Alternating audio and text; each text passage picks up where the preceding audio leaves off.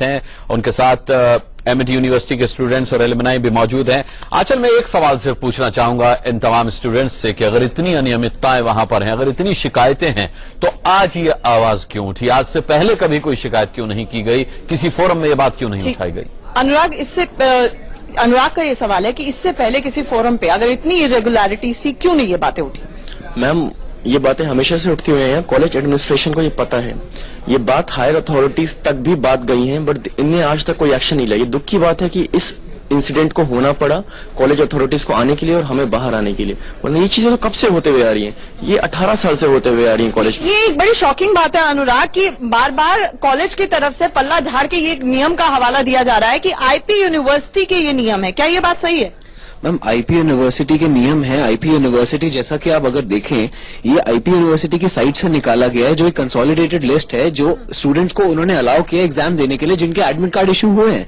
इस लिस्ट में सुशांत रोहिला का नाम है, along with the subject codes. जो आगे सब्जेक्ट कोड हैं, जो पेपर वो लेने के लिए एलिजिबल था, उनका एडमिट कार्ड उसे इशू हुआ है, बट आर्बिट्रेरीली कॉलेज ने उसका एडमिट कार्ड रोका है, यूनिवर्सिटी। यानी कि जानबूझ के मैनिपुलेट करके डिस्क्रिशन को एक्सरसाइज किया गया।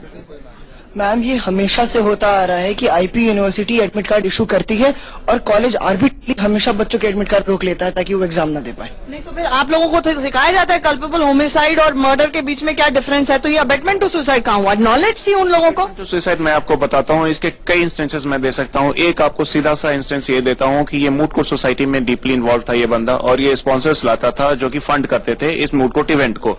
सारे के सारे फंड का मिसमैनेजमेंट होता है, मैं आपको आज ये बता रहा हूँ। 30 से 40% जो है ये फंड यूज करते हैं उस इवेंट को लाने में, बाकी सारा पैसा ये खा जाते हैं। और कौन डायरेक्टली डील करता है इस फंड से? इशिता रुतभाषिनी। ये एक और एंगल यहाँ पे आ रहा है अनुराग, लेकिन एक और बहुत अहम बात, लॉ कॉलेज में खास तौर से प्रिंसिपल्स ऑफ नेचुरल जस्टिस सिखाया जाता है कि किसी के खिलाफ भी एक्शन नहीं लिया जाएगा जब तक उसको एक मौका ना मिले अपनी बात रखने का। यहाँ पर पिता को एक मेल लिखी कॉलेज की तरफ से, वो मेल वो कह रहा है सुशांत अपनी आखिरी मेल में कि उन्होंने रिसीव नहीं की। उसके बाद कितनी बार ईमेल लिखने से पहले उसने प्रोफेसर तक बात पहुंचाने की कोशिश की थी? तो क्या सब सो रहे थे प्रोफेसर? प्रोफेसर्स जनरली ईमेल्स का रिप्लाई नहीं करते हैं। एक जनरल एटीट्यूड है कि स्टूडेंट्स की demands are not even demands. खुद मेल का रिप्लाई नहीं करेंगे और खुद एक मेल निपटा के भेज के अपनी रिस्पॉन्सिबिलिटी से मैं बताता हूँ, प्रोफेसर्स आप गलत टर्म यूज कर रहे हैं। There is only one professor who is running the entire college, Ishita Rutbhashini. अगर वो करेंगे कुछ करेंगे, नहीं करेंगे कुछ नहीं होने वाला है यहाँ। और हमारी लड़ाई इसी के खिलाफ है। एक सेंट्रलाइज्ड पावर है जो कि एक पूरा वैल्यू सिस्टम बना रखा है, पूरा एक ऐसा सिस्टम बना रखा है जहाँ कहीं कोई रिकोर्स ही नहीं है। आपके साथ कुछ भी होता है, कोई रिकोर्स नहीं। लेट डेट पे आके ये सब चीजें सुशांत को पता चली। ये मेल में तो उसने 8-10 बार ही लिखा है, भीख मांगी है कि मुझे एक अपॉर्चुनिटी दी जाए। उससे पहले क्या प्रोफेसर से उसकी बात हो रही थी? आप लोगों की जानकारी में है? उससे पहले कोई प्रोफेसर ने कोई लिस्ट नहीं निकाली। 4 दिन पहले एक लिस्ट निकलती है कि आप डिटेन्ड है, एक कोई उसे शो कॉज नोटिस नहीं दिया गया।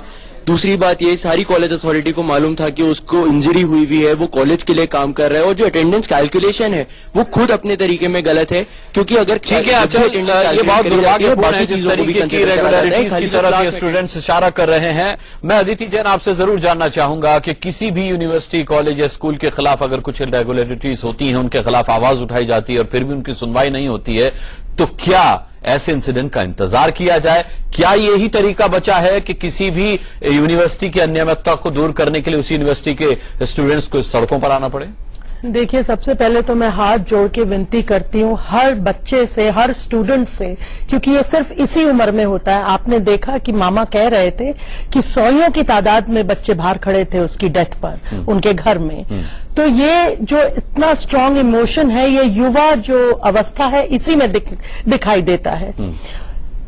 लाइफ इज सो प्रेशियस कि आप उसको प्लीज मत खत्म करिए, मत डरिए, अपने घर वालों से बात करिए। और ये कैसा केस है कि जहां पे घर वालों को कुछ आइडिया ही नहीं है कि सुशांत किसी स्ट्रेस से गुजर भी रहा है।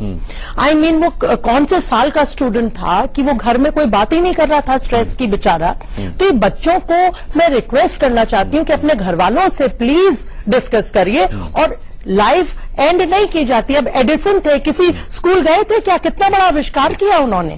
और ये यूनिवर्सिटीज हैं, देखिए प्राइवेट यूनिवर्सिटीज। मेरे पास समय की बहुत कमी है अदिति जी, आपने बहुत अच्छा मैसेज दिया कि अगर आज सुशांत जिंदा होता और अपनी लड़ाई खुद लड़ने के लिए इन स्टूडेंट्स के साथ होता सड़कों पर, तो उसे बेहतर तरीके से न्याय मिल पाता। आत्महत्या किसी भी समस्या का हल नहीं हो सकता, यूनिवर्सिटी के अपराध को कम करके नहीं आंका जा सकता, लेकिन हां, कम्युनिकेशन की जो बात अदिति ने कही वो मैं एक बार फिर दोहराना चाहूंगा कि अगर आपको अपने स्कूल, कॉलेज या यूनिवर्सिटी में कोई दिक्कत है तो अपने पेरेंट्स से जरूर बात कीजिए, पल पल की उन्हें जानकारी दीजिए। आप अगर कुछ नहीं कर पा रहे हैं तो हो सकता है कि आपके परिवार वाले आपके लिए मददगार साबित हो सके। हम उम्मीद करते हैं कि सुशांत के घर वालों को न्याय जरूर मिलेगा और इसी उम्मीद के साथ सभी का बहुत बहुत हम धन्यवाद करेंगे। बड़ी बहस में आज के लिए इतना ही, वक्त एक छोटे से ब्रेक का है।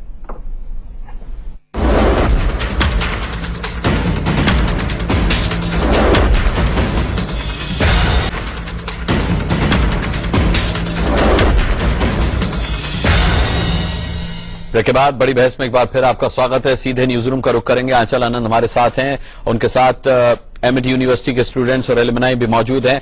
आंचल, मैं एक सवाल सिर्फ पूछना चाहूंगा इन तमाम स्टूडेंट्स से कि अगर इतनी अनियमितताएं वहां पर हैं, अगर इतनी शिकायतें हैं, तो आज ये आवाज क्यों उठी? आज से पहले कभी कोई शिकायत क्यों नहीं की गई? किसी फोरम में ये बात क्यों नहीं उठाई गई?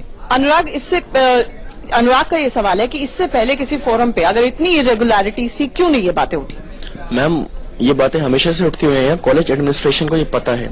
ये बात हायर अथॉरिटीज तक भी बात गई है, बट इनने आज तक कोई एक्शन नहीं लिया। ये दुख की बात है कि इस इंसिडेंट को होना पड़ा कॉलेज अथॉरिटीज को आने के लिए और हमें बाहर आने के लिए, वरना ये चीजें तो कब से होते हुए आ रही हैं, ये 18 साल से होते हुए आ रही हैं कॉलेज। ये एक बड़ी शॉकिंग बात है अनुराग कि बार बार कॉलेज की तरफ से पल्ला झाड़ के ये एक नियम का हवाला दिया जा रहा है कि आईपी यूनिवर्सिटी के ये नियम है। क्या ये बात सही है? मैम, आईपी यूनिवर्सिटी के नियम है। आईपी यूनिवर्सिटी जैसा कि आप अगर देखें, ये आईपी यूनिवर्सिटी की साइट से निकाला गया है, जो एक कंसोलिडेटेड लिस्ट है जो स्टूडेंट्स को उन्होंने अलाउ किया एग्जाम देने के लिए जिनके एडमिट कार्ड इशू हुए हैं। इस लिस्ट में सुशांत रोहिला का नाम है, along with the subject codes. जो आगे सब्जेक्ट कोड है, जो पेपर वो लेने के लिए एलिजिबल था, उनका एडमिट कार्ड उसे इशू हुआ है, बट आर्बिट्रेरीली कॉलेज ने उसका एडमिट कार्ड रोका है। यूनिवर्सिटी यानी कि जानबूझ के मैनिपुलेट करके डिस्क्रिशन को एक्सरसाइज किया गया। मैम, ये हमेशा से होता आ रहा है कि IP university admit card issue करती है और कॉलेज आर्बिट्रली हमेशा बच्चों के एडमिट कार्ड रोक लेता है ताकि वो एग्जाम ना दे पाए। नहीं तो फिर आप लोगों को तो सिखाया जाता है कल्पेबल होमिसाइड और मर्डर के बीच में क्या डिफरेंस है, तो ये अबेटमेंट टू सुसाइड कहाँ हुआ? नॉलेज थी उन लोगों को टू सुसाइड। मैं आपको बताता हूँ, इसके कई इंस्टेंसेस मैं दे सकता हूँ। एक आपको सीधा सा इंस्टेंस ये देता हूँ कि ये मूड कोर्ट सोसाइटी में डीपली इन्वॉल्व था ये बंदा, और ये स्पॉन्सर्स लाता था जो कि फंड करते थे इस मूड कोर्ट इवेंट को। सारे के सारे फंड का मिसमैनेजमेंट होता है, मैं आपको आज ये बता रहा हूँ। 30 से 40% जो है ये फंड यूज करते हैं उस इवेंट को लाने में, बाकी सारा पैसा ये खा जाते हैं। और कौन डायरेक्टली डील करता है इस फंड से? इशिता रुतभाषिनी।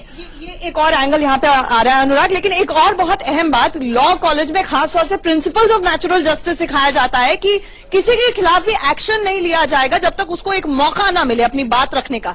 यहाँ पर पिता को एक मेल लिखी कॉलेज की तरफ से, वो मेल वो कह रहा है सुशांत अपनी आखिरी मेल में कि उन्होंने रिसीव नहीं की। उसके बाद कितनी बार ईमेल लिखने से पहले उसने प्रोफेसर तक बात पहुंचाने की कोशिश की थी, तो क्या सब सो रहे थे प्रोफेसर? प्रोफेसर्स जनरली ईमेल्स का रिप्लाई नहीं करते हैं।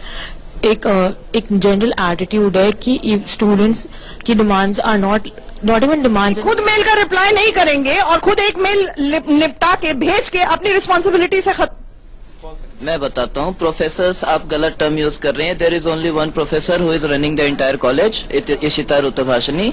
अगर वो करेंगे कुछ करेंगे, नहीं करेंगे कुछ नहीं होने वाला है यहाँ। और हमारी लड़ाई इसी के खिलाफ है। एक सेंट्रलाइज्ड पावर है जो कि एक पूरा वैल्यू सिस्टम बना रखा है, पूरा एक ऐसा सिस्टम बना रखा है जहाँ कहीं कोई रिकोर्स ही नहीं है। आपके साथ कुछ भी होता है, कोई रिकोर्स नहीं। लेट डेट पे आके ये सब चीजें सुशांत को पता चली। ये मेल में तो उसने 8-10 बार ही लिखा है, भीख मांगी है कि मुझे एक अपॉर्चुनिटी दी जाए। उससे पहले क्या प्रोफेसर से उसकी बात हो रही थी, आप लोगों की जानकारी में है? उससे पहले कोई प्रोफेसर ने कोई लिस्ट नहीं निकाली। 4 दिन पहले एक लिस्ट निकलती है कि आप डिटेन्ड हैं, एक कोई उसे शो कॉज नोटिस नहीं दिया गया। दूसरी बात ये, सारी कॉलेज अथॉरिटी को मालूम था कि उसको इंजरी हुई हुई है, वो कॉलेज के लिए काम कर रहा है, और जो अटेंडेंस कैलकुलेशन है वो खुद अपने तरीके में गलत है। क्योंकि अगर ठीक है, ये बहुत दुर्भाग्यपूर्ण है जिस तरीके की रेगुलरिटीज की तरफ ये स्टूडेंट्स इशारा कर रहे हैं। मैं अदिति जैन आपसे जरूर जानना चाहूंगा कि किसी भी यूनिवर्सिटी, कॉलेज या स्कूल के खिलाफ अगर कुछ इरेगुलरिटीज होती हैं, उनके खिलाफ आवाज उठाई जाती है और फिर भी उनकी सुनवाई नहीं होती है, तो क्या ऐसे इंसिडेंट का इंतजार किया जाए? क्या यही तरीका बचा है कि किसी भी यूनिवर्सिटी की अनियमितता को दूर करने के लिए उसी यूनिवर्सिटी के स्टूडेंट्स को सड़कों पर आना पड़े? देखिए, सबसे पहले तो मैं हाथ जोड़ के विनती करती हूँ हर बच्चे से, हर स्टूडेंट से, क्योंकि ये सिर्फ इसी उम्र में होता है। आपने देखा कि मामा कह रहे थे कि सौयों की तादाद में बच्चे बाहर खड़े थे उसकी डेथ पर, उनके घर में। तो ये जो इतना स्ट्रांग इमोशन है, ये युवा जो अवस्था है, इसी में दिखाई देता है। लाइफ इज सो प्रेशियस कि आप उसको प्लीज मत खत्म करिए, मत डरिए, अपने घर वालों से बात करिए। और ये कैसा केस है कि जहां पे घर वालों को कुछ आइडिया ही नहीं है कि सुशांत किसी स्ट्रेस से गुजर भी रहा है। आई मीन, वो कौन से साल का स्टूडेंट था कि वो घर में कोई बात ही नहीं कर रहा था स्ट्रेस की, बेचारा। तो ये बच्चों को मैं रिक्वेस्ट करना चाहती हूँ कि अपने घर वालों से प्लीज डिस्कस करिए। और लाइफ एंड नहीं की जाती। अब एडिसन थे, किसी स्कूल गए थे क्या, कितना बड़ा आविष्कार किया उन्होंने। और ये यूनिवर्सिटीज हैं, देखिए प्राइवेट यूनिवर्सिटीज। मेरे पास समय की बहुत कमी है अदिति जी, आपने बहुत अच्छा मैसेज दिया कि अगर आज सुशांत जिंदा होता और अपनी लड़ाई खुद लड़ने के लिए इन स्टूडेंट्स के साथ होता सड़कों पर, तो उसे बेहतर तरीके से न्याय मिल पाता। आत्महत्या किसी भी समस्या का हल नहीं हो सकता।